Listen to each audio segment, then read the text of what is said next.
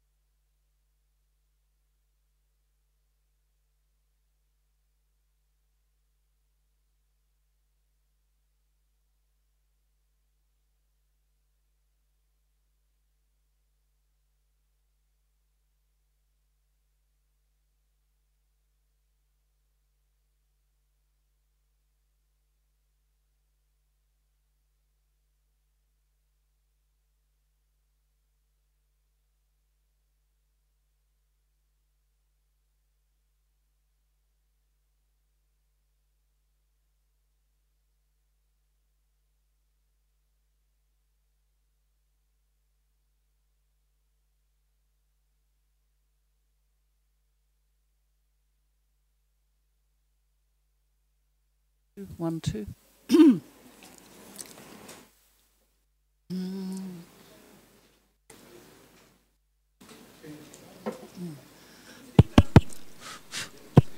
One. They're all dead. The hand mics. Can you hear me? Excellent. Hooray! Thank you all very much for coming to our session. You notice it's starting a little late. It's also going to finish a little late, but we hope we'll get through a huge amount of material, and especially your questions, which are the most important part of the session. So anytime a question occurs to you while you're listening, jot it down, and we'll have the questions after you've heard the speakers. The session you're on is making our cities greener by intelligent public procurement. And green procurement is one of the many practical ways in which we can make sure that what is bought for use in our cities is done in the most sustainable way. And it often doesn't cost any more. In fact, sometimes it can even be cheaper. So everything we decide to buy has an impact on the environment, the economy, and on society. Well, I'm going to have to do some housekeeping, which we do every time, and I shall whisk through it pretty quickly.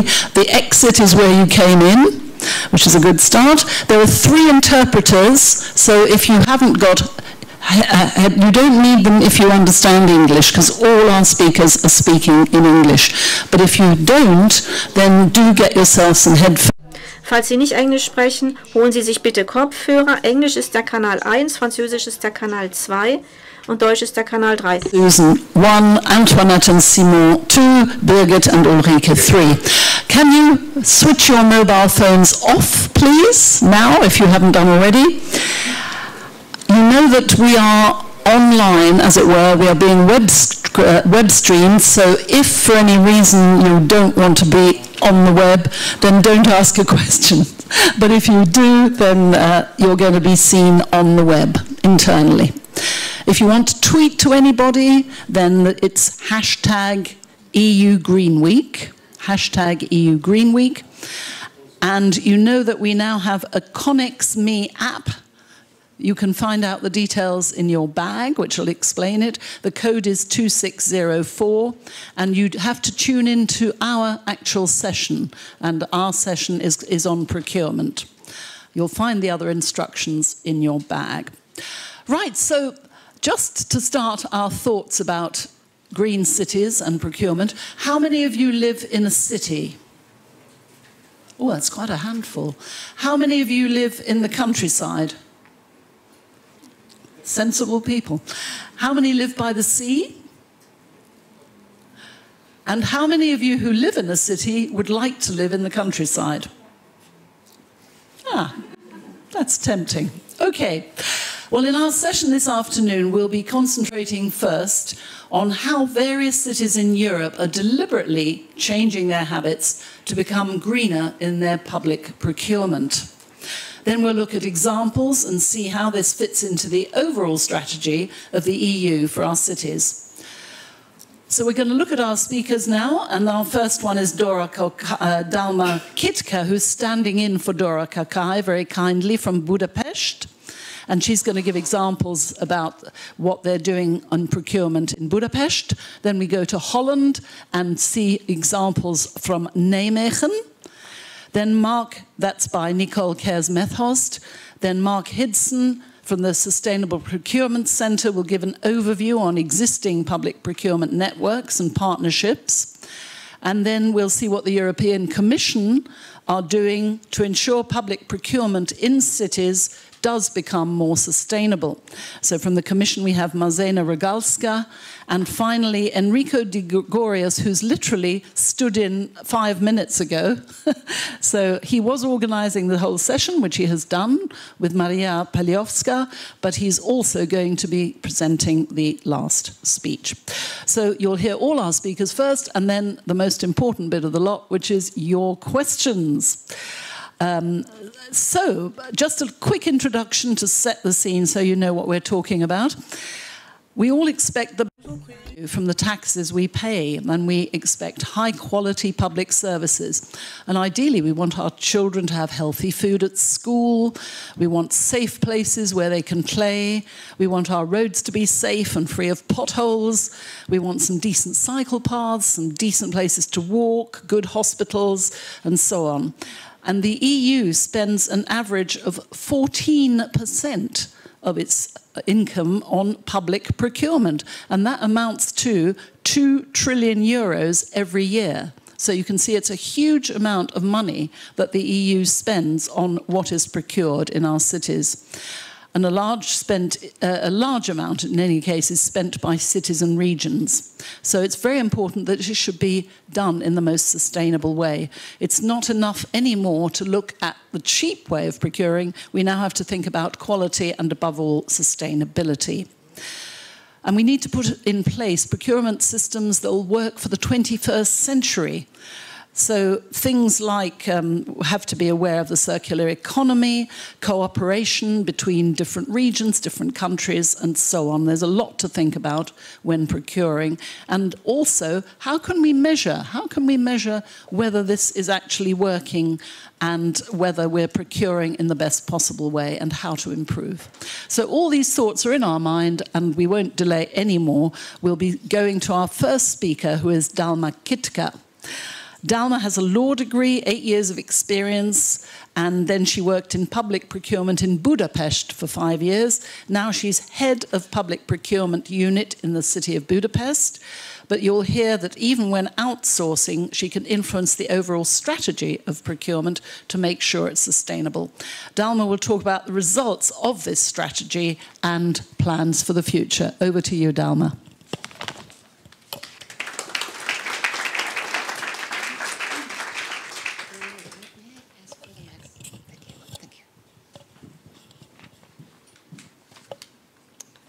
Thank you. Can you hear me, everybody? Thanks, Renee.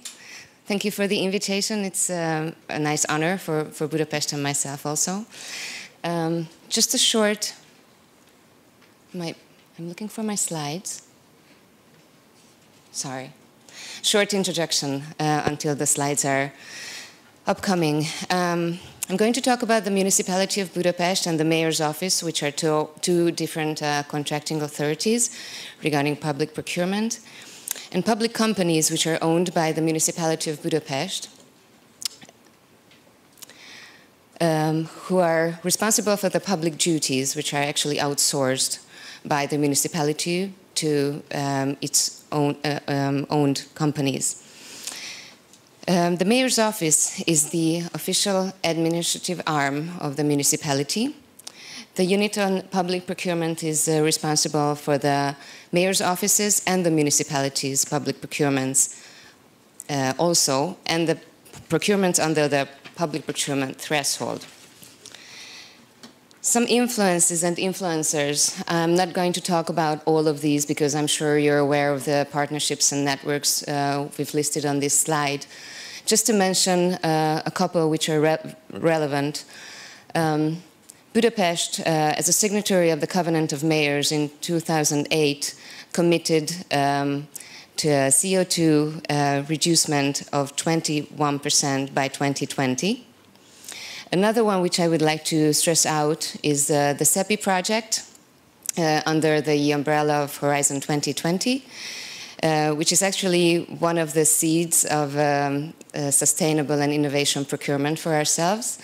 This project is aiming 33 gigawatt hour per year energy saving and the implementation and of innovation and the sustainable aspects in our procurement strategy and public procurement processes. Another one from the late past, in 2016, we became a member of the Global Lead City Network on Sustainable Public Procurement. This is a group of 14 cities committed to drive a transition to sustainable consumption. And this year, we became members of the Procure Plus and DCLAI again. Proud to announce that. Some former sustainable public procurement achievements to stress out. One of these is the BUBI, which is an inauguration of public bicycle sharing system aiming the reducement of CO2 in Budapest.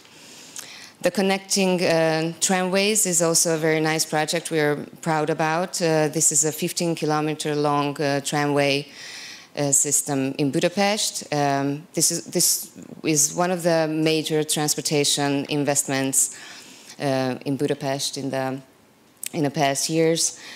The LED lighting project of the Liberty Bridge and a new one just upcoming this year. The public lighting company of Budapest, after a very successful market engagement, is realizing a luminary replacement project of 7,000 luminaries and the innovation of LED technology and energy efficient streetlights. This is going to be a 2 to 4 gigawatt hour per year energy saving in a long-term period. The door-to-door waste collection system is also something we're proud about. It's a 70,000 ton CO2 reducement per year. Some other examples can be read. I'm not going to talk about these more. The slides will be available, so you can just look up on these later if you're interested. Now back on public procurement and the legal background, which we need to talk about or take into consideration. Of course, the baseline was the new EU directive in 2014, which forced the national legislators to implement sustainable and innovation aspects in their regulations. Therefore, the Hungarian new Act on Public Procurement came into force on the 1st of January 2016. This new act already follows these principles and declares new obligations and possibilities for contracting authorities regarding sustainability and environment protection. We all know that preparation is a key to a successful public procurement. Now, we all need, upon the new act or regulation, we all need to take these new environmental and sustainable aspects into consideration already when preparing a process. The municipality and the city hall is right now creating the new normative rulebook on public procurement, which is going to enter into force in 2018. We do hope to be successful implementing these new regulations in our inner rulebook too. Some results of 2017, which was the first year when we really took it seriously, to try at least. I only took proportions or percentages up so you can see what we were trying and what we were successful in. I did separate the public procurements and the procurements under the threshold, because there is a difference, as we all know. The procurements under the threshold of the public procurement is always a more flexible process. But as you also are aware of, the public procurers are major influencers of the market and the new legislations. So we need to take these aspects seriously, but only step by step.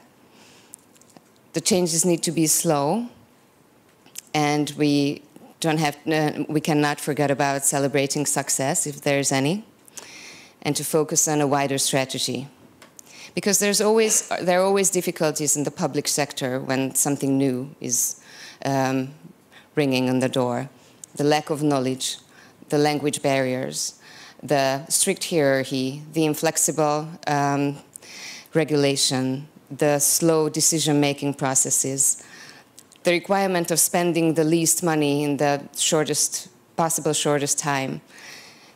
These are all obstacles that we have to face when something new is on the way. Plans for 2018, just for the municipality and the city hall. We are now starting a sustainable training program in June, which is going to be very intensive for the colleagues of the municipality. As soon as we are over this training program, we hope to widen this training program to the municipality companies, the Budapest public companies also. There's also a sustainable and green public procurement toolkit that we're preparing right now. It's part of our rule book as an annex. And we do hope that the initiators and the procurers themselves will be able to use these practically in their everyday work. And also the sustainable innovation and green procurement strategy for Budapest, which is a wider or longer term plan. This we hope will be accepted by the General Assembly in the fall 2018. This will be a suggestion to all the contracting authorities who we can influence regarding sustainability and green procurement. I'll be short. As a preparation, we did some research. We looked up some information regarding the public companies. You can see the questions we had to them. Some targets that we mentioned or named through the Global Lead City Network work. I'm not going to talk about this because I'm short on time. And just one short story, if I still have 1 minute. Because there's hope if whoever would be in a doubt. I don't know if you're aware of this story or not, but in 1997, two researchers made a deal with one of the largest orange juice maker company in Costa Rica. And these two researchers had an idea about not wasting the orange peel waste, but dumping it in a barren pasture in an abandoned area. And 16 years later, they went back to this territory and realized that it was a lush forest. So what the message about this is that staying persistent, maybe going off the well-known path and staying out of the comfort zone, we can make magic. Thank you.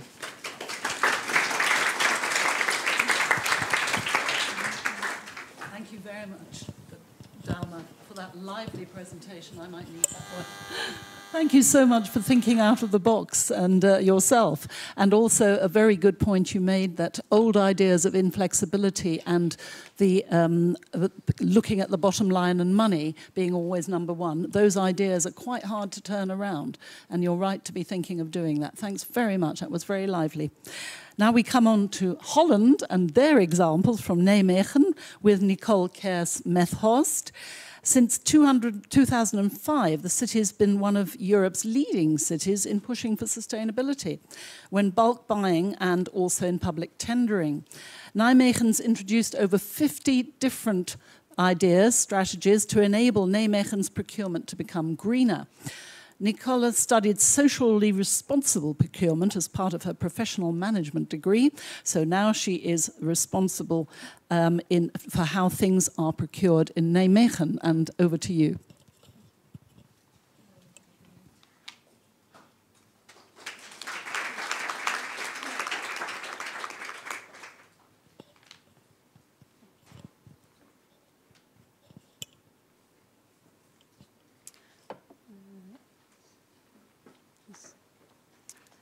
Thank you all for coming.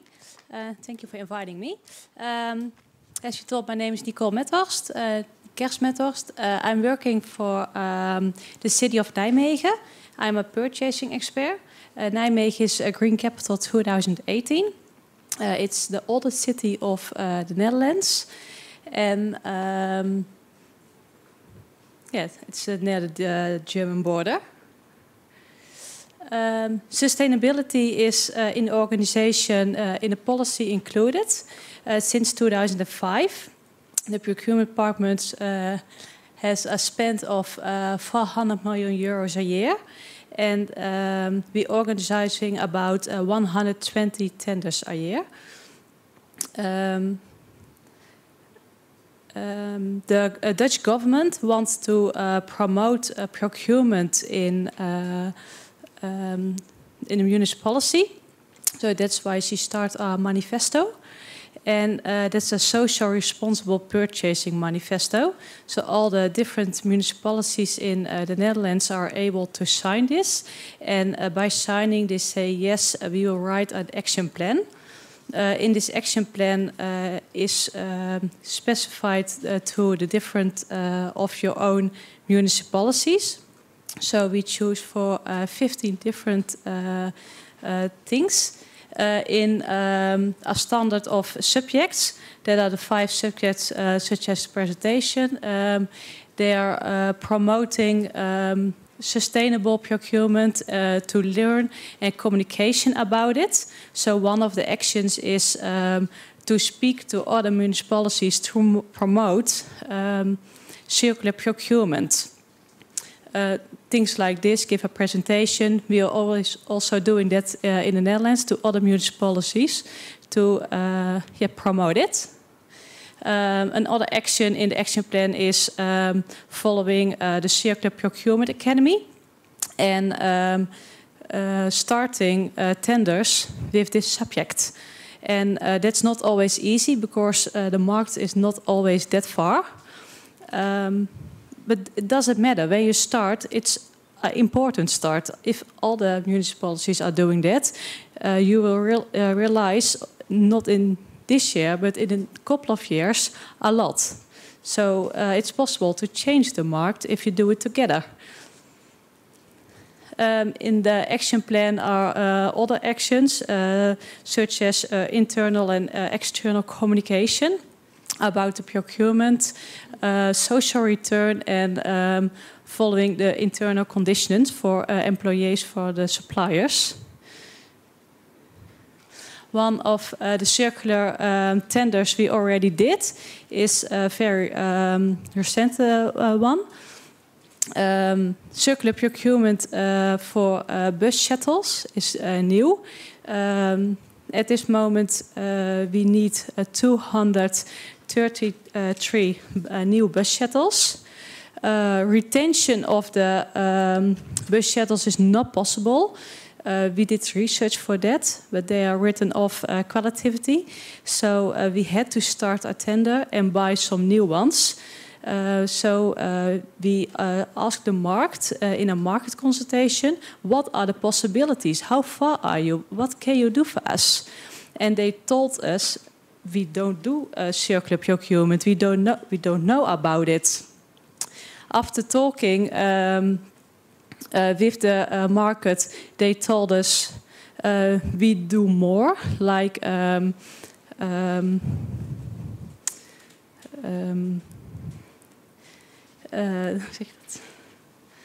demountable actions, but it's only for a commercial reason. Reuse a bus shelter only for a commercial reason, not because of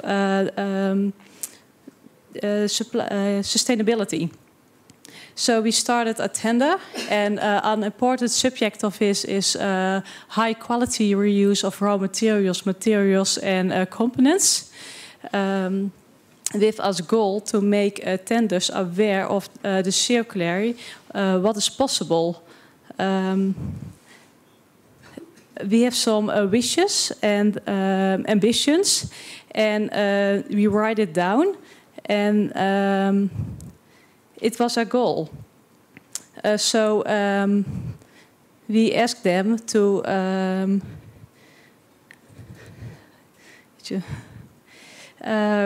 what can you do in your standard product? What are you doing in the materials? Are they all new materials? Are that not new products? Yeah, thank you. And they had to think about it. We don't have the money this moment to develop a new bus shuttle, but it doesn't matter. What we want is to let them think about their own products. And when they develop in the future a new product, think about it. So the market is looking to each other. When Nijmegen starts a tender, all the other municipalities will look to Nijmegen and to pick up, a material passport, we can do that as well. If all these municipalities are doing this, then we will set a trend, and this trend will picked up by the other municipalities. Another thing is to ask the suppliers to think about the future. This bus shuttle will be there for 20 or 30 years. What then? What next? When they are written of quality, what can you do with it?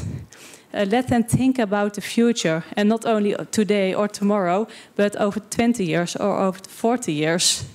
And I spoke to the suppliers, and they were very happy with this trend to think in the future. Another tender is for sustainable energy.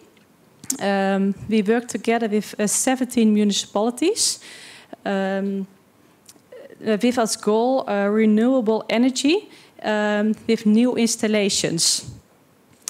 Nijmegen has as goal energy neutral as soon as possible. All these 17 municipalities has all different goals. There are small one, there are big one, they are very sustainable municipalities. They are not really sustainable municipalities. And working together is to verbinden. To connect all these people and put them together in one document. So we asked the suppliers to buy some land, organize permits, and installing new installations, so we can create new energy. And all this energy is with solar panels, wind terminals, water power, and give them the responsibility.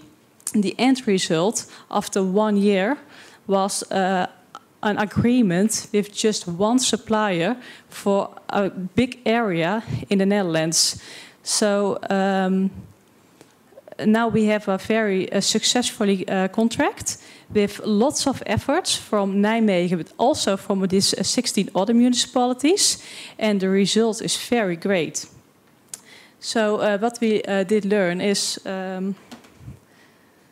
working together requires a lot of effort, but the end results can lead to a greater effort.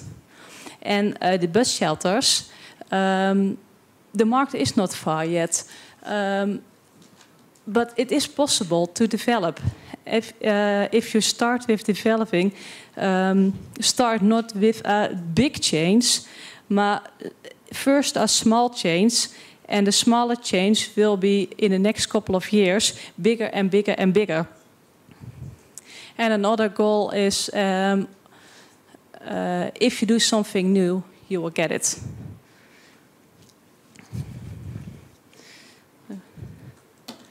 I already told Nijmegen's Green Capital 2018. This year we will organize Eco Procure Congress from the 3rd till the 5th of October. And I will invite you all to this internal congress all about procurement. with very nice speakers. You're all welcome. Thank you.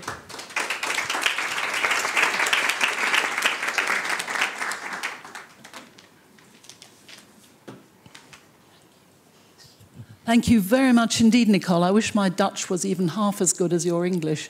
You did extremely well. It's not easy.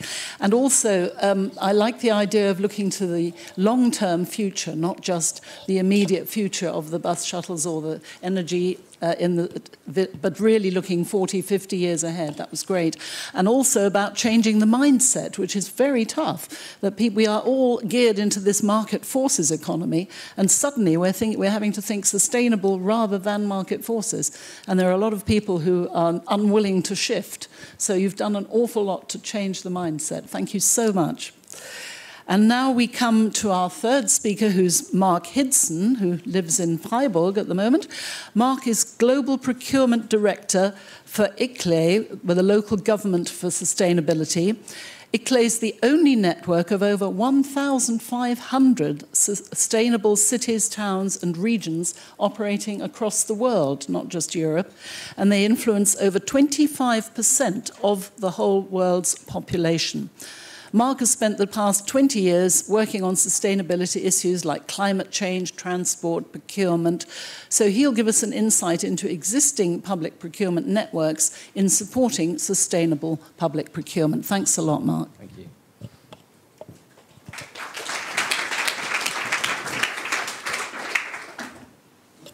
Thank you very much. Yes, I think we're probably not the only network. I think there's quite a few networks out there now. So, but yeah, we're a network working on sustainable development. We help cities and regions implement sustainable development. And actually one of the key programs to do that is procurement, which we started back in 1996. So we've been working on this topic for quite a while. So why have networks? Maybe I shouldn't need to explain to you, because I guess most of you are here, not just to see the presentations, but to network as well, to meet other colleagues, to share business cards, and to find out what's happening. But there's more to it than just that. So there's certainly been a call for having networks on the topic of procurement, even back in the early 2000s. 2003, 2005, there were a number of European Commission green public procurement surveys where questions were asked, well, what do you need to help implement green public procurement? And of course, a number of responses, but one that came out on top on a number of occasions was the fact that it was about sharing information, setting up networks, having a knowledge centre. The European Resource Efficiency Platform, one of their recommendations was a European network should be set up, and that we should share good practice case studies on sustainable procurement. And more recently, PricewaterhouseCoopers' study on the strategic use of public procurement, I think, analysed around 10 member states to see what the success factors were. And one of them, of course, was having networks and sharing information. So it's not new. And I think it can't be underestimated, the power of knowledge, particularly in this field of sustainable public procurement. And I say that because one person alone can't really just do the procurement process, have technical knowledge about the product and service that the organisation buys, and then on top of that, have knowledge about the environmental impacts and social impacts, and even the economic impacts. It's just not possible. So therefore, you need to rely on other colleagues, certainly within an organisation, to work together. You need technical input, you need maybe engineers, particularly on a sector such as buildings and construction, which is quite huge. You rely on other people, so you need to share that experience, knowledge as well. So, and of course, I mean, that's what drives the competitiveness, and particularly when we're talking about Europe, is that innovation, sustainability and the economy rely on the transfer of knowledge. So what type of networks are there, and what works? Well, I've categorized here, this is a list of a number of networks, but I've categorized them, and I would say there's probably two key categories. One is at the geographical, whether it's at the European, national, or local and regional level, but also you can have networks and partnerships looking at specific sectors or having specific themes. And there's a mix here that I've tried to get across. There are a number out there. I just picked up on the ones that that I'm aware of. There are many more. The top one there, the European Sustainable Procurement Network, it's called Procure Plus, and it was launched back in 2005. It's the one ICLE manages. It's not why it's at the top, but it's European. And we work on a number of different areas. We sharing information, but we also look at specific themes and topics, so it's a mixture, that network. But it works well at the European level because there are a number of cities that want to be ambitious, that want to be involved in the policy and legislation that's taking place. They want to profile themselves, so they want to get involved at the European level. But it's not just ambitious cities, it's also small cities that are looking to do something. It's not happening maybe in their region or their national level, so they want to look outside of that. There's the Procure Urbact transfer network. It's been running 3 years, managed by Preston City Council. That's a small network, around 6-7 cities, and small cities as well. And they meet about once or twice a year, and they focus on specific topics. So they've looked at innovation procurement. They've had workshops at each meeting, looked at innovation procurement, looked at green public procurement, how you bring criteria into tenders. So sort of very specific and face-to-face meeting there. The Urban Agenda Partnership on Public Procurement, well, we have the coordinator there. I don't know whether you want to stand up. And Tina, so she's coordinating that. So it's a good job I put that on the slide. Really, I wasn't sure if you were coming. And that's very, it's a partnership of about 8-9 organisations. And again, they're meeting, I think it's about 2 to 3 times a year, maybe more. And looking, well, you're split up into working groups and really focus on specific guidance, for example, innovation, procurement and legal guidance.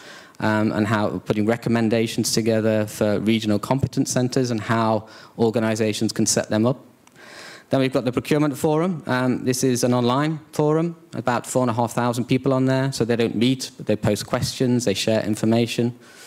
There's the Danish Forum on Sustainable Procurement. This is a national government initiative that's being pushed. And at the national level, it tends to be the networks are really there to encourage the policy and legislation at the national level. There's a drive at the national government level to really implement sustainable public procurement. So therefore, it's a lot of support from the national level or the agencies who are working on this topic, but not always. Piano Forum is something similar. It's quite a large network of Dutch cities and organisations working together on really supporting the implementation of sustainable public procurement. Then the two at the bottom there, they're regional networks, ARPA, which is in the region of Torino. 43, I think, organisations involved in that. And then with the Réseau Grand Ouest, in the west of France, around 100 cities involved in that. And these are really specifically looking at how to put environmental and social criteria into tenders, really looking at sort of on the ground, how can they do it? So how do networks support SPP? Or I could turn it around and say, well, what are the benefits of being part of a network? So I would say that one of the key ones is, well, to learn what's happening, looking at the latest trends, finding out about the latest research and tools and methodologies to help you implement sustainable public procurement. And this is a fast-moving field. There's no doubt about it. When you look at ICT, the criteria changes almost every 6 to 9 months. So it's worthwhile finding out what the latest information is out there. It's about sharing resources, whether that's documents, guidance, tools, contracts, tenders, and cities do that, or starting to do that a lot more than they used to. You observe the work of others when you're in a network, so you can look at what the success factors are, but not just that. You can also learn from the failures. Yes, and people do really raise the failures that they do in a network. They're quite honest about, what's gone wrong, and in most cases you can learn a lot more from that. It's about pooling the skills. It's about demonstrating commitment if you're part of a network, not just to the employees of your organization, but to the citizens and also to the suppliers and manufacturers. It's sending a signal that you want to change the market and bring more sustainable and innovative products on the market. And it's about advocacy, something that we do in our network, the Procure Plus network. That's really about we represent local governments in particular. We sit on various stakeholder groups and we bring in their views through consultations. So we help influence and feed into the policy and legislation on behalf of the cities in the network. You can go a step further than just networking. You can set up collaborative partnerships, and there are a number out there, and there's a number of projects out there. CEPI was mentioned earlier. I would class that as a partnership where they're supporting each other.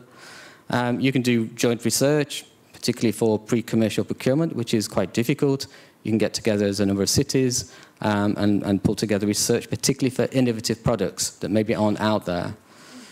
You can even do joint market engagement. I mean, that's quite rare, but you can share market intelligence, and particularly, again, for innovative products that aren't available, particularly in one country. There might be around other countries in Europe, and you can share with other cities that are looking to purchase the same products and services. Of course, working together, you can share the risks, share the burden, the administrative burden, but also you share the benefits. It's about the lower purchase price. You can buy in bulk. If you can really go that step ahead and do joint procurement, at regional level, it works quite well. At the national level, it's beginning to happen. And also cross-border joint procurement is now something that we're looking at.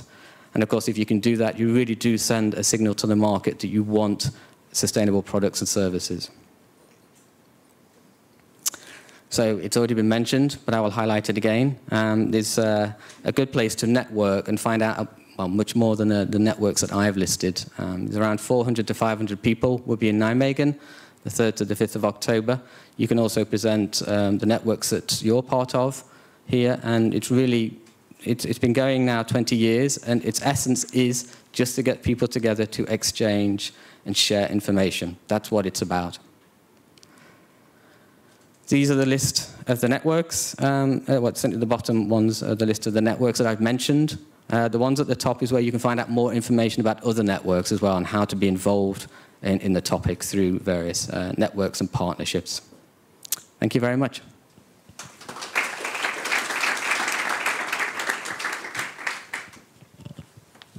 Thank you very much, Mark, and that was very crisp and clear and easy to understand, and on time.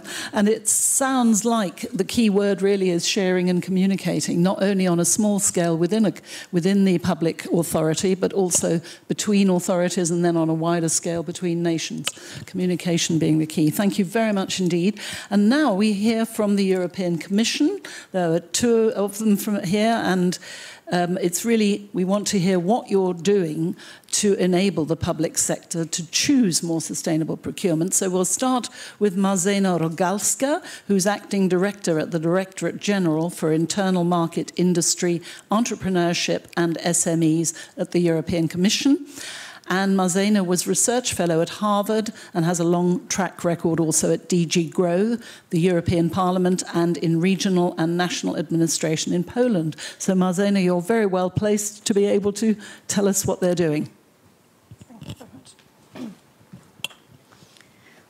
Well, unlike other speakers, I do not have PowerPoint presentation because I actually do not want to talk about every single initiative that comes from the European Commission in the field of public procurement, because it would be terribly boring for the afternoon session. But what I would like to use this opportunity to is to present to you the reasons and what we're doing in trying to change the mindset in Europe towards strategic public procurement. I know that there is, among the different communities of practice, different terminology used. Unfortunately, in the Commission, we're very conservative, and it comes from the history, so we always talk about green, innovative and social procurement, but very often in the outside world and in international fora, we talk simply about sustainable procurement, and recently in our recently adopted package by college in October 2017, we actually talk about strategic procurement. But all that boils down to sit down and think about public procurement differently. And why? In Europe, we are living in a market economy that is described as social market economy, which means that we pay a lot of attention to what public services and goods are delivered, offered to society. We have a number of challenges in Europe, and one is clear that we will have lots of pressure on public money, and will have more needs for those public money. So the debate and the question that is coming to the picture is how we can be wiser, more intelligent, smarter in spending this money. And this intelligent smartness in the end is about providing better goods and services to the citizens. It's enabling the transition to low carbon, resource-efficient economy or circular economy as well. And it is about not only how something is purchased, but what we purchase. Very often we'll be speaking not about the traditional division about goods, services, and works. More and more, especially in the constituency that you represent on the municipality level, we talk about solutions, about a very complex solution to a concrete problem. So in our communication from October, we talk about strategic procurement. And behind this communication, there are two ideas. So the first idea I mentioned, how to think about public money in this qualitative terms, what you deliver. And secondly, we propose the idea of partnership. And what is the idea of partnership? We say that everybody who is interested should get together to think collectively how we can procure better.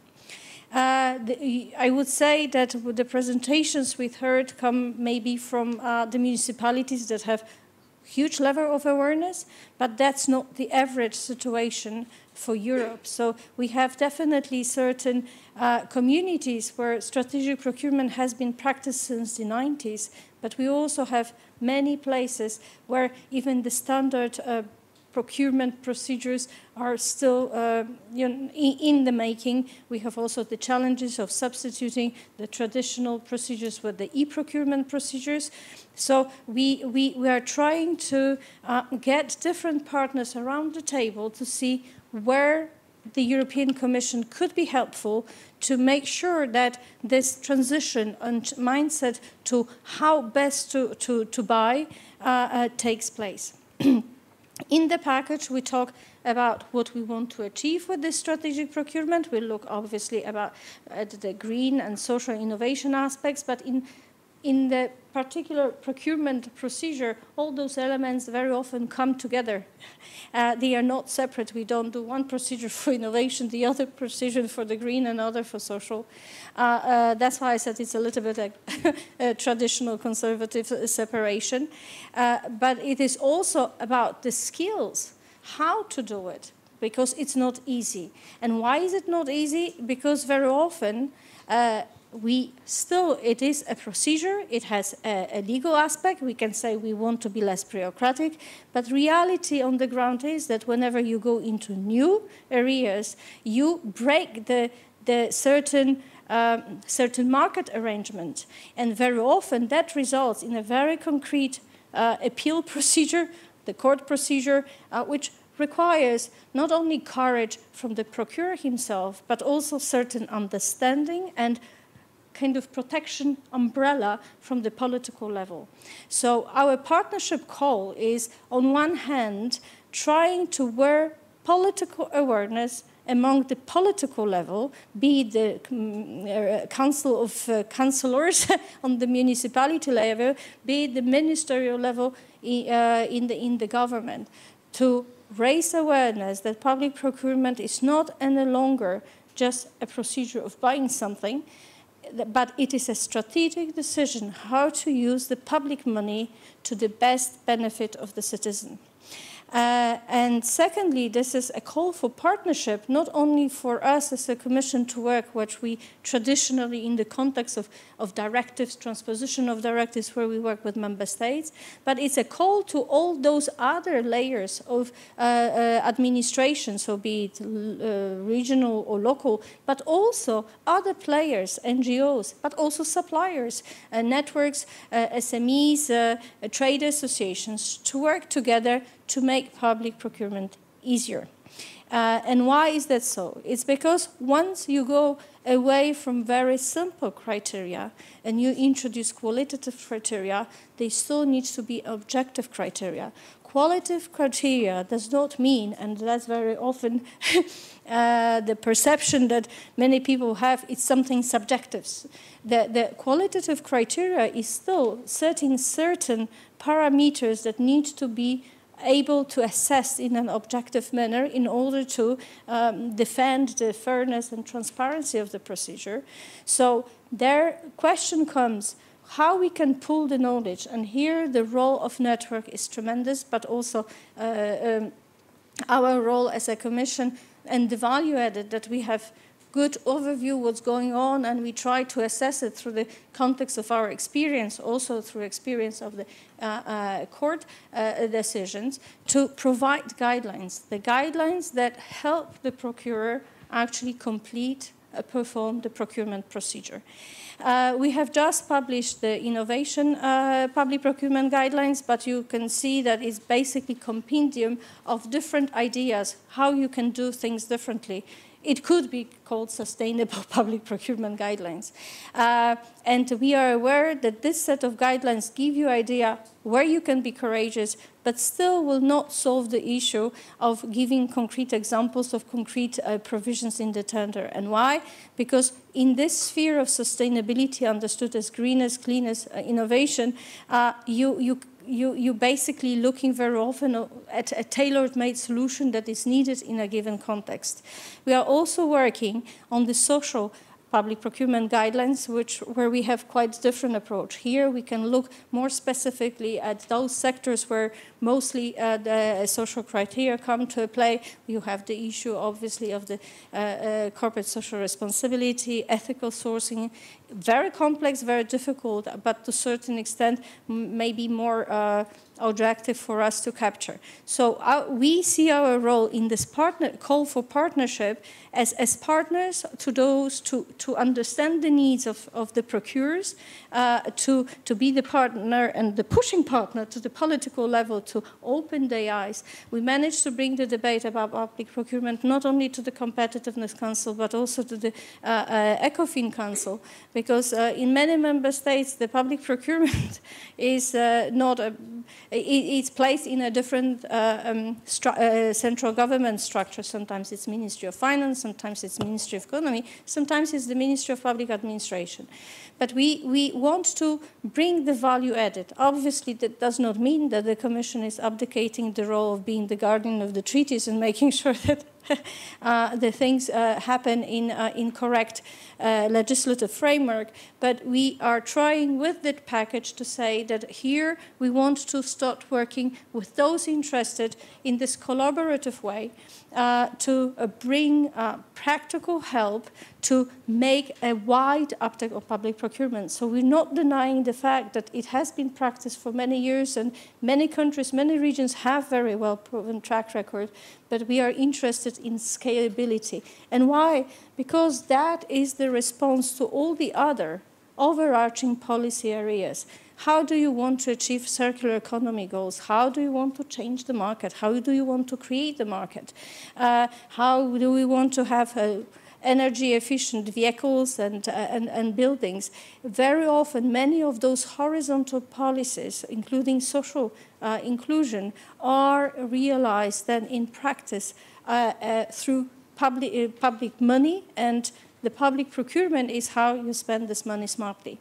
So I wanted to present those reasons for this package. There's no need for me to repeat what are the priorities, but basically we say you need to be aware, and the second priority is you need to have right people with the right set of skills in the right place at the right time, because knowing doesn't mean knowing how to, and this how to is equally important, and we will be very intensively working with member states on raising the awareness on professionalization, and the package, apart from the strategic political communication, contains the recommendation on professionalization, as well as the ex-ante mechanism for large infrastructure, which is a very particular piece of voluntary offer to member states, that if you have a complex infrastructure project, we are there to assist you. So I think I will stop there because I'm more interested in your questions, and thank you very much for coming.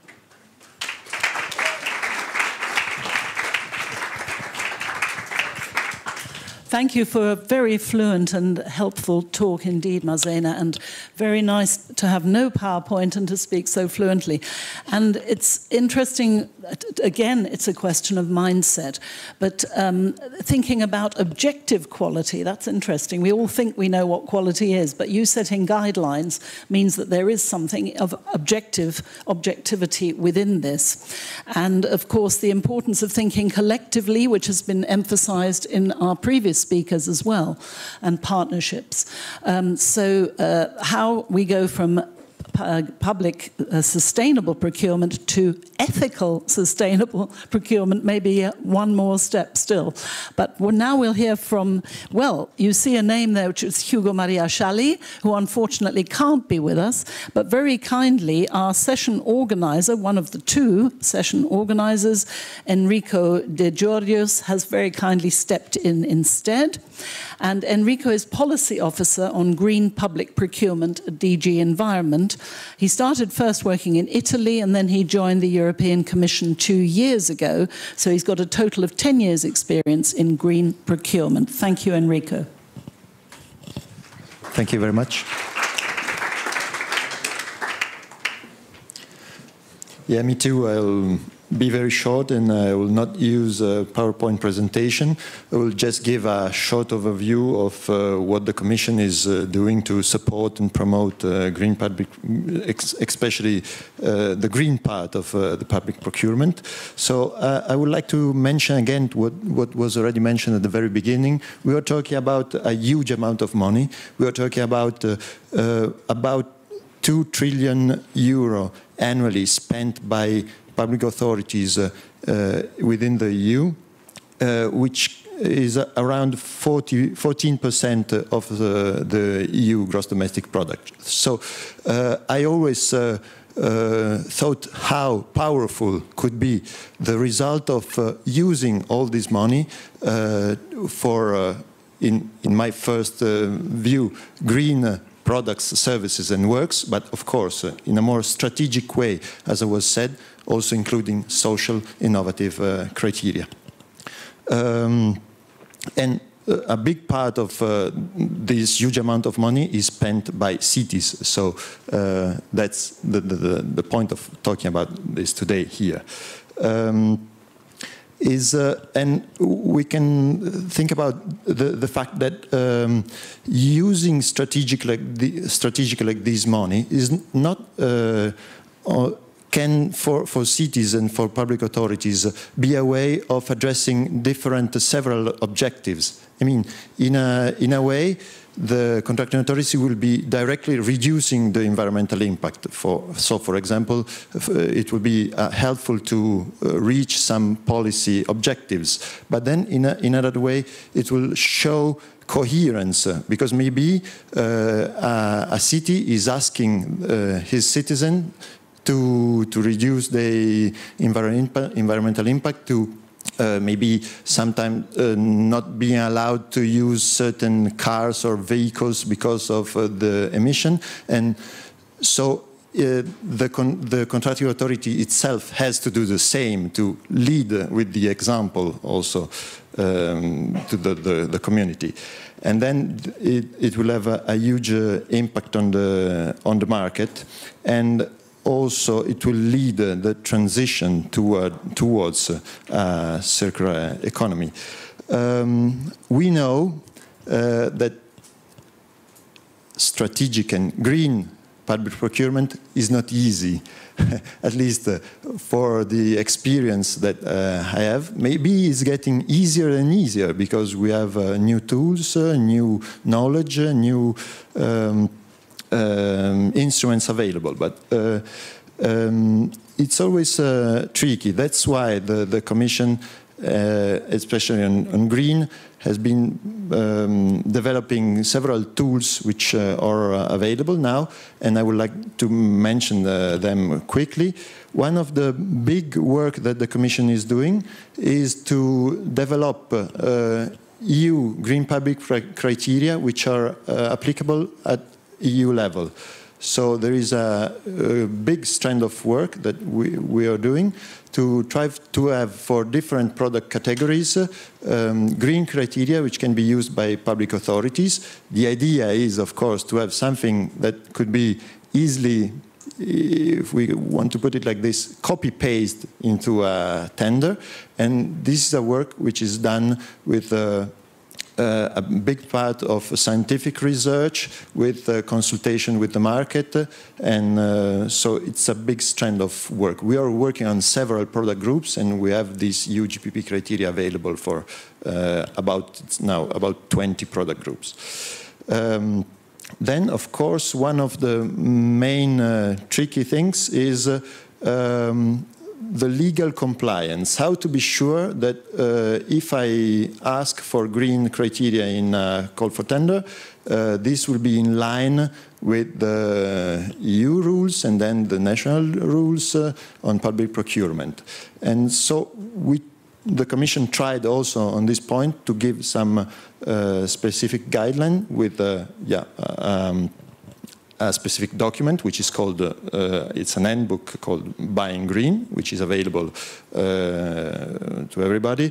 And all this information can be found under the GPP Commission website. So if you Google GPP Europa, you can immediately find all the information I mentioned and several others. Then, as already said, one of the main instrument helpful for procurers to really go for a green tender is not too much, I think, guidelines or criteria, but to have an example that already worked. I mean, if I know that there is another city close to where I am that already used some criteria and the tender went well, they were happy with the result and they got a good offer, I, as a procurer, I will be comfortable with using the same criteria. This is, in my experience, much more easy than, as I said, having maybe more theoretical criteria set. And so for this, we are gathering good examples of tenders, and these are available for several product groups coming from different contracting authorities in different countries, and these are available under the website that we are organizing. So these are some of the tools that are available that I wanted to mention. And I would like also to remember sometime I feel working on GPP for now quite a long period, sometimes I feel like, it's going so slowly, and why we are still discussing on this thing that should have been solved many years ago.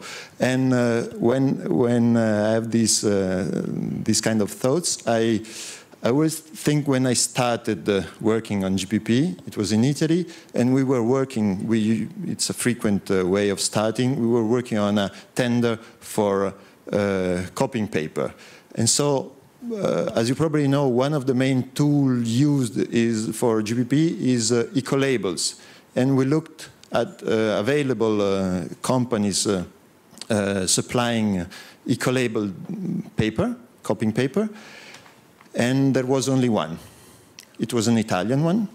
So we were a bit in doubt with our purchasing office if we could ask for criteria underlying the eco-label. And so now if you look at the number of product bearing the EU eco-label for paper, you have, I can't say the number, but 1,000. So something had happened in this period, and for sure, also asking for green criteria is becoming easier and easier, and so that's why I think we got some inspiration from the good examples that have been presented from cities today, but I think with the tool available and also using networks, as has been said, all contracting authorities can really do that now.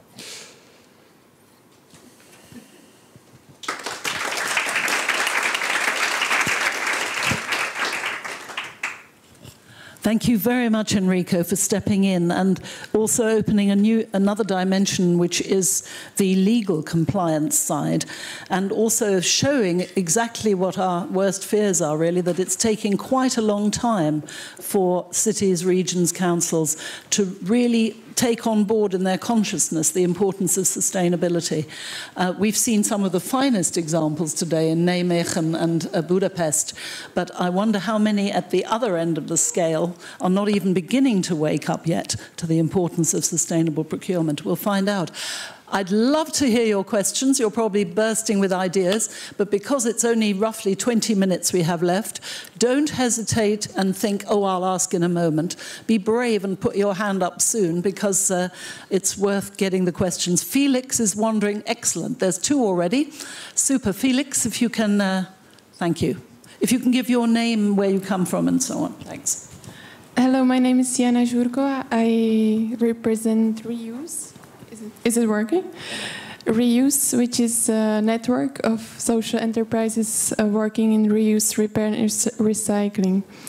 And what I would like to bring up is social procurement, although it's about green procurement, but we mentioned the terminology, and thanks for this mention, is difficult, and there is green and social, and there's innovation, strategic, and everything. But in the end, we need to get more for the value. So I would like to ask the 2 cities which we have here if they have some experience with using social clauses in public tendering procedures, because, for example, for our network, this is a big topic. Because the member states now have the opportunity to use social clauses to give recognition to work enterprises who, apart from providing the service, they actually give some social benefits together with the service by employing people who are disadvantaged. Right, Nijmegen or Budapest?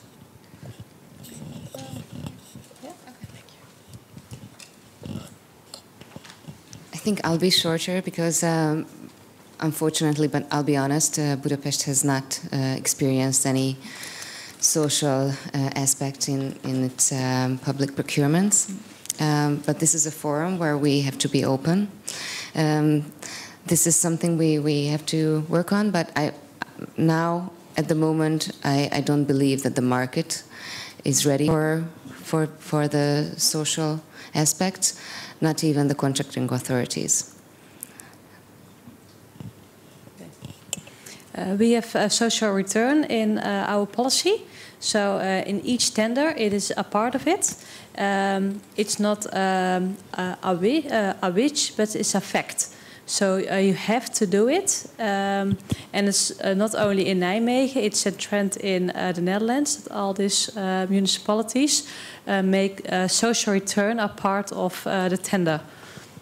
And we ask the market, before we start the tender, in a market consultation, what the possibilities are. The standard is 5% of the spend for social return. And if it's the market is very common, like furniture and cleaning, they are working a lot of people working in social return. Then we're going to 20 or 25% of the total spend. Yeah, just on the. Can you hear me? Is it on? So just on the different terminologies, I mean, what you have to remember is that, I mean, doing sustainable procurement is just about doing good procurement. I mean, there is confusion between, well, not necessarily confusion. I think it's you know, there is so many definitions or words to use or to explain what it is, but it is just about doing good procurement. It isn't different. And on the social side, there are some good examples out there. There's probably a lot more than we realise because we just don't know about it. We don't necessarily hear about it if a city's doing it. And there are cities doing it and just not informing us. And they don't realise that they're doing it. They're just doing good procurement. And it's been driven by, say, the local economy department or not necessarily the environment department, which is where sustainability tends to come from. But I can mention a few. Ghent, for example, are involving social enterprises and really putting quite a big effort in looking at the social side. There's Oslo doing quite a bit of work on this, and also Barcelona. We're working with quite a number of cities, and we have some good practice cases. So if you're interested, we can send them on.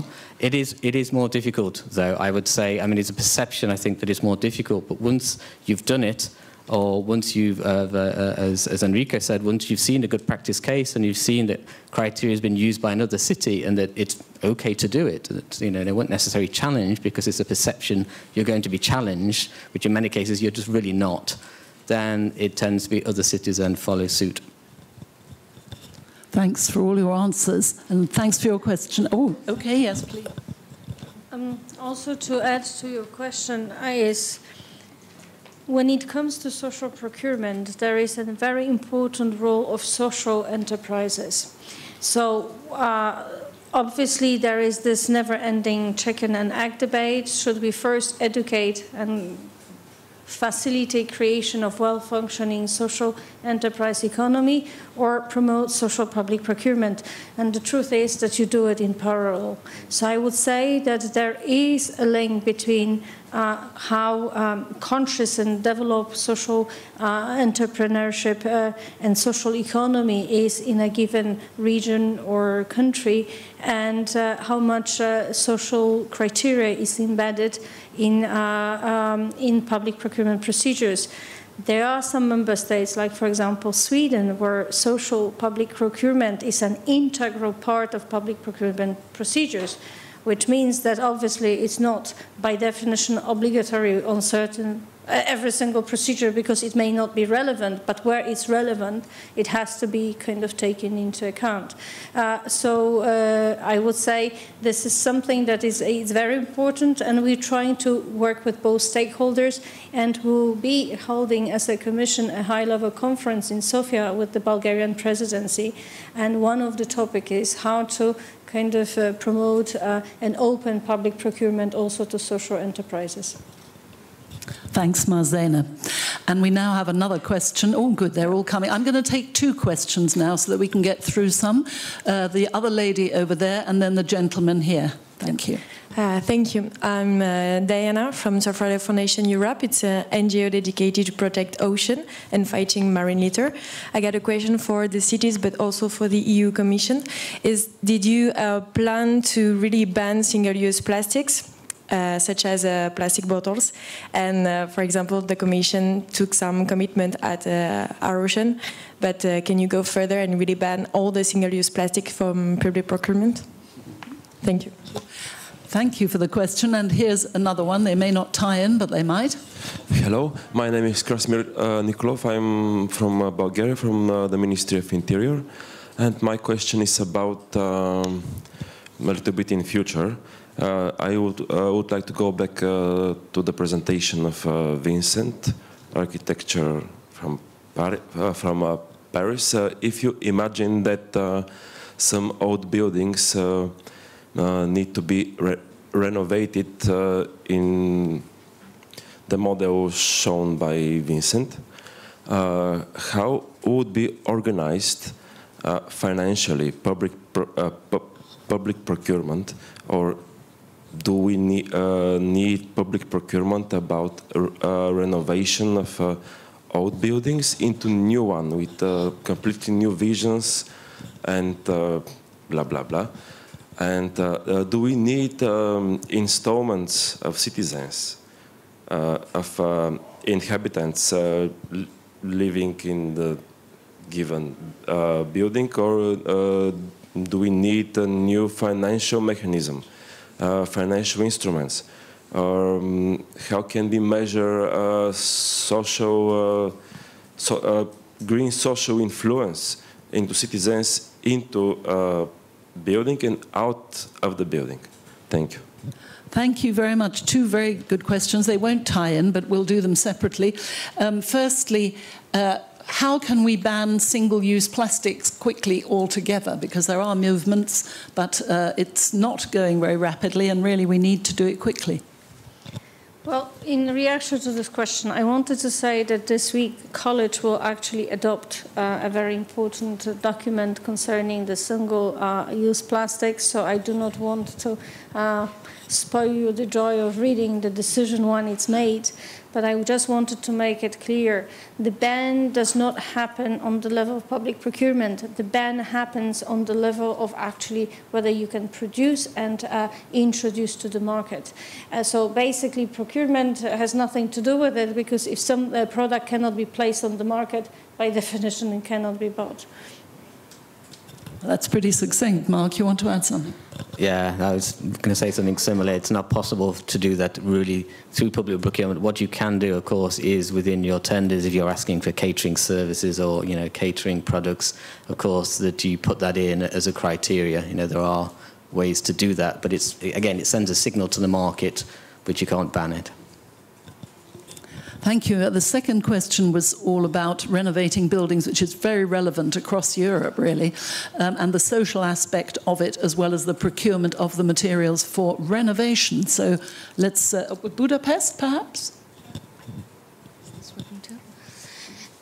As for the buildings, the first thing has to be clarified is the question of the property. Public procurement is based upon whoever is the owner of the building is the contracting authority. It could also be a public actor or a stakeholder or a natural person. So that's the first thing that has to be clarified. In case of the municipality-owned buildings, we use our own resources as financial resources. As for the other buildings which are owned by the local governments or local districts, because the municipal system in Budapest is different. There is the big capital local government, and there are the district local governments. They all have their own budgets, and they all deal with their own financial budgets and which are annual. So I think the first thing that has to be clarified is the question of property. If that was the question, if I was clear. We'll also ask the Commission.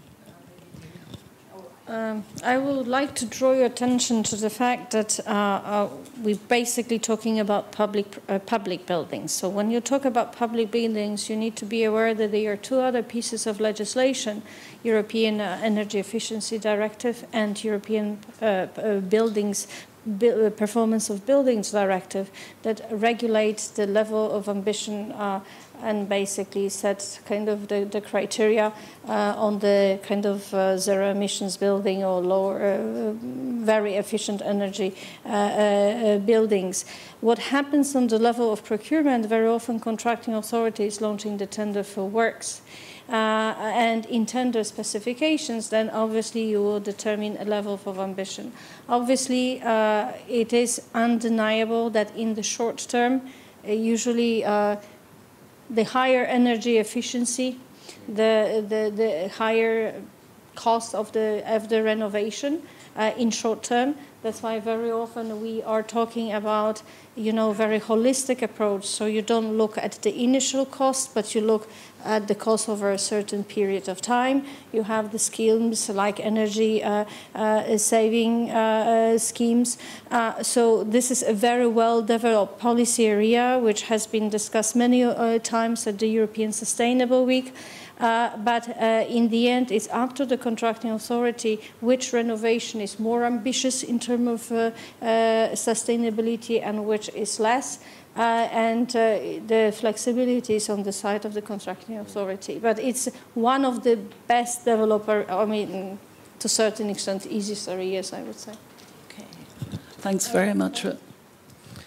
Yeah, I think it's such a key area, I think, refurbishment of buildings and and building new buildings as well. I mean, there's actually quite a bit of criteria and good practice out there because it is quite a complex process, and you have to start very early in the process to do that, particularly at the architecture stage when you're designing a building or doing the refurbishment.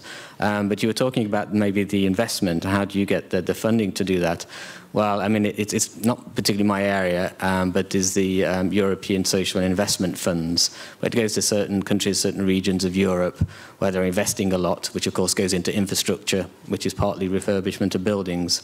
Now, there's a lot of money going through that, and I think what's key is then training the people that are doing the procurement, the people who are responsible for the projects, the coordinators of the infrastructure projects.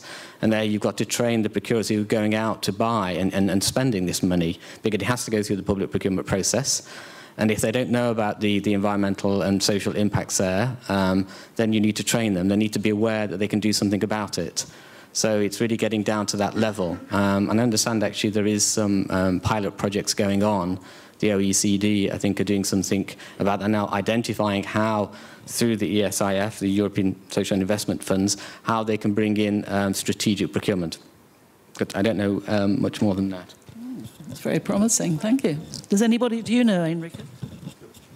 Maybe just one thing that could be useful to be added is that there are, to try to solve the financial issue, I mean, where to find the money to do the investment. One thing that I saw from several contracting authorities, which is quite developed and studied, is to use contracts that follow under the name of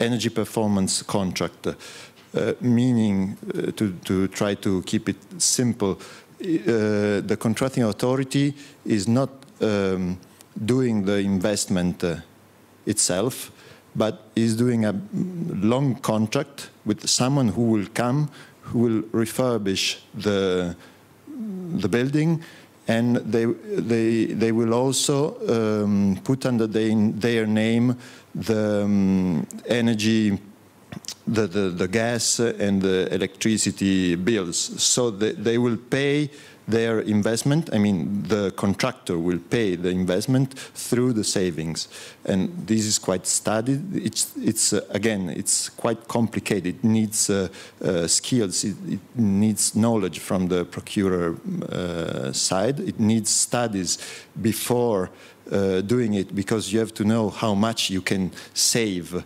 through this kind of contract. But I think this could be a way. We have time for just one quick question, because looking at the time. Okay, back there, thank you. Hi. Oh, you've got the microphone, yeah. Sorry about that, okay. Hi there, my question would be, first, I'm Frank from Transition Town Initiative in Nuremberg, Germany.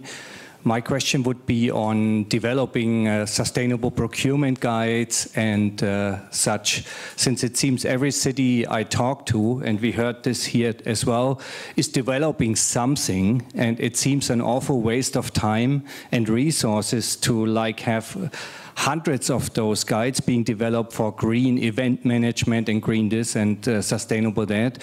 Why is there not more learning from each other and networking? I mean, we've heard about all these networks. We could add the Organic City Network, the Fair Trade Town Network. So there's lots of networks as well. Still, we are all doing it by ourselves and reinvent the wheel. Why is that? Thank you very much. That's a great question. And I think the man who knows exactly why is sitting next to me. Well, there's no one reason why. I mean, you're right. But there is a lot happening out there already, and that's what you need to be aware of. So things are happening, but it's about the language barriers at the European level, being involved in the network. It's having the resources. It's having the political commitment. There are also many barriers that you have to overcome. It is difficult to do. This day-to-day work. In many cases, sustainability, it isn't mandatory to do it. So it's additional to the work that maybe procurers are already doing. So it's getting over that, first of all. It's looking at what the benefits are of being part of networks to do it. Yeah, I could go on with a list of barriers. And you can't force people to join the networks. They have to join, really have the commitment themselves, find the time and resources, and then they get the benefits out of it. But once they have done that, they then continue, and then they spread the word to other cities. Thanks, Mark. And a final word from Marzena from the Commission side. Thank you very much. So I would like to mention that for some things, like, for example, buildings, it is impossible to have European guidelines, very detailed guidelines that would be applicable to every single building. It's because we have different climatic conditions. Actually, this is prerogative of the member states, so they need to be translated into the national language, not only linguistically, but technologically, so to say, into a national context. That's the first point. The second point is we're trying to establish an e-competence center, which would actually collect, and in one place, at least all the Commission services, guidelines and examples, which is already an achievement as for any public administration. And our ambition is that those guidelines will be available in all EU languages, official languages. We will see, maybe we'll at certain stage go one step further.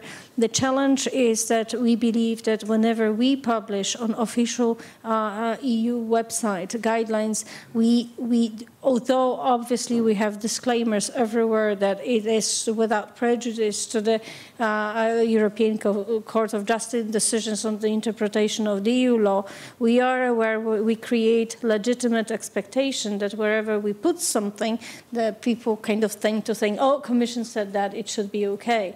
Now we are not in a position to screen all the existing examples because these are not only European networks. Look at how much good examples you have on other international organizations' websites. We would need to scrutinize it, put it through the rigorous legal assessment we just physically cannot do. But what we, through this partnership approach, encourage is to kind of look for the existing networks to ask, okay, I want to do that, somebody has done it. So we want to facilitate the exchange of experience and knowledge to the extent possible that we can, through the value added that we have quite a good overview what's going on more or less in all member states. But the primary source of every information first should be the national.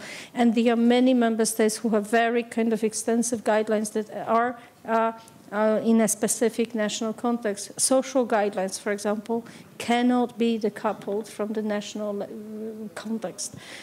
So that's why it's very important to draw inspiration, but then translation into action, it happens really nationally. Thank you very much indeed. It's a shame to wind up now because there were more hands coming up, but that's quite encouraging. It's been a very jam-packed session. I've learned a lot. I'm sure everybody else has learned a lot as well.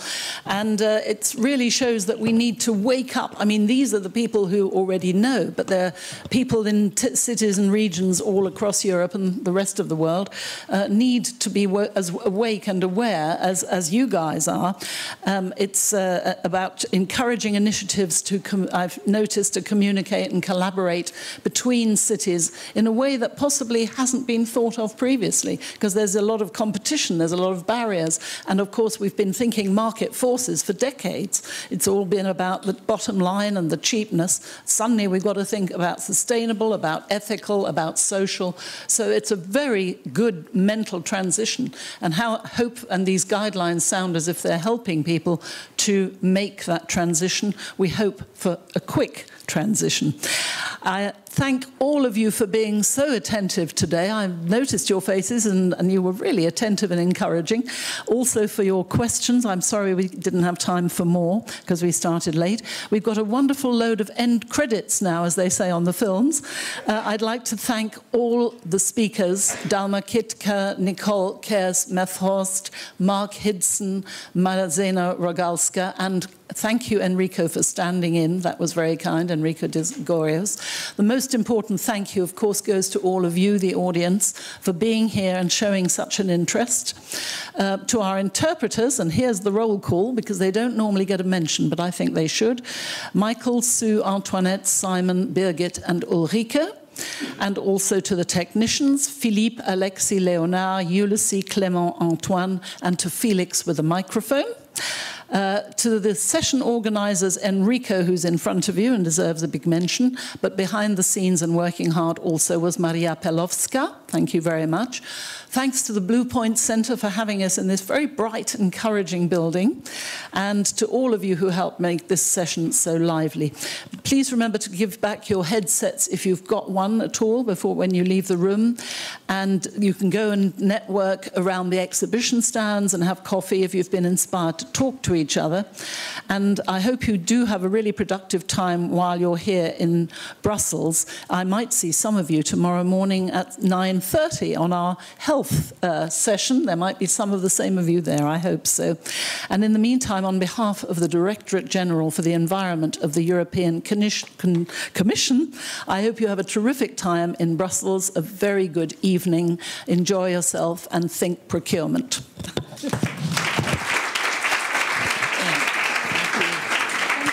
Thank you. Have a lovely evening. You talked brilliantly without...